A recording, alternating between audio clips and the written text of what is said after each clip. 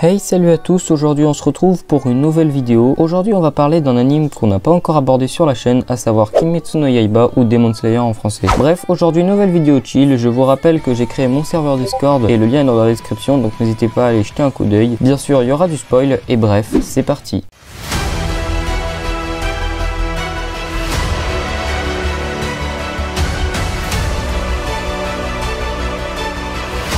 Numéro 1. La sélection finale. Tanjiro, après avoir subi un entraînement intense, est autorisé par son maître Urokodaki à aller participer à la sélection finale. Je vous rappelle que pour la sélection finale, il faut survivre à 7 nuits dans une forêt remplie de démons. Les démons de cette forêt sont plutôt faibles, mais Tanjiro, pour son malheur, y croisera le plus fort. Le démon, qui on va pas se mentir ressemble un peu à rien, est en réalité un meurtrier qui a tué tous les apprentis du Urokodaki. Tanjiro utilise alors le premier kata. Ce qui rend cette scène classe, c'est que d'abord, c'est la première fois que Tanjiro utilise un kata, et qu'ensuite, avant de frapper, il enchaîne plusieurs esquives vraiment stylées, comme par exemple son coup de tête pour dévier un coup de poing. Numéro 2, Tomoki vs le papa araignée.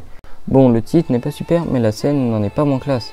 C'est bien ce que j'aime. Bref, Inosuke combat le papa araignée. Je crois qu'il a pas de nom. Et il se fait rouler dessus. Cependant, pendant qu'Inosuke est en train de se faire broyer la tête, Tomoki arrive et tranche le bras du démon sans aucune technique. Je vous rappelle qu'Inosuke avait brisé ses deux lames sur le torse de l'araignée. Et en plus, c'est pas fini. Après, Tomoki se retourne et il utilise le quatrième kata. Franchement, cette scène est incroyable car Tomoki il arrive vraiment à la dernière minute quoi.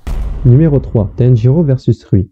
Alors je résume la scène très succinctement. Tanjiro s'est séparé d'Inosuke et affronte une lune démonique, Rui, à lui tout seul. Dès les premières minutes du combat, le sabre de Tanjiro est tranché en deux à cause des toiles d'araignée de Rui. Cette dernière capture également Nezuko. Cependant, Tanjiro se lève et se précipite sur Rui avec son sabre cassé. Il utilise le 10e kata, mais en se rappelant de la danse du feu de son père, l'eau, qui est habituellement présente sur tous les katas de Tanjiro, est remplacée par du feu et arrive à couper la tête de Rui. Bon, on apprendra que Rui s'est coupé la tête pour esquiver le coup, mais s'il l'a fait, c'est qu'il a jugé que Tanjiro était capable de trancher sa gorge. De plus, à ce moment-là, Nezuko éveille également ses pouvoirs sanguinés.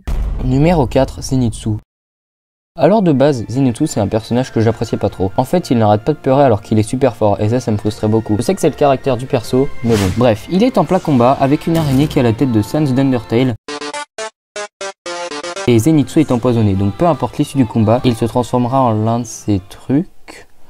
Coucou. Bref, il s'évanouit et tombe d'un arbre, mais pendant sa chute, il active son mode ultra instinct et se rue sur l'araignée. Et là, on assiste à l'une des scènes qui est vraiment l'une des plus classes de toute la saison. Zenitsu rebondit sur des arbres et tranche la tête de l'araignée à la vitesse de la lumière. Son coup est si rapide qu'on ne le voit même pas dégainer son épée. Numéro 5, Monsieur Haganazuka. Bien, maintenant terminons cette liste avec Monsieur Haganazuka. Ce personnage est introduit pour la première fois en tant que forgeron du sabre de Tanjiro. On le revoit une seconde fois lorsqu'il est accompagné d'un autre forgeron et qu'il ramène le sabre réagrégé suite au combat de Tanjiro contre Rui. C'est alors que sans prévenir, celui-ci prend un couteau et claque une accélération à n'en pas rougir devant la première technique du souffle de la foudre de Zenitsu. Il manque de peu Tanjiro, mais enchaîne tout de suite avec un hula hula d'assaut avec son couteau de cuisine,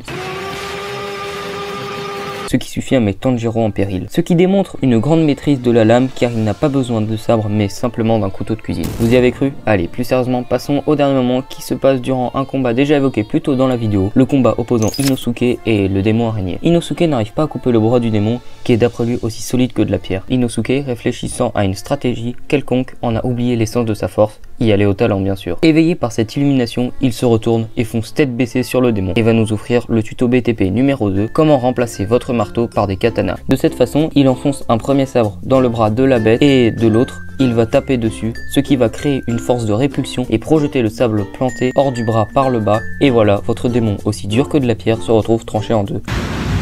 Énorme! Non, allez, il s'agit de mentions honorables et non d'un classement sérieux. Et bien voilà, c'est la fin de cette petite vidéo, j'espère qu'elle vous a plu. Je vous rappelle, il y a le lien de mon serveur Discord dans la description. N'hésitez pas à vous abonner, à liker, activer la cloche si mon contenu vous plaît en général. Et moi je vous dis à la prochaine, salut!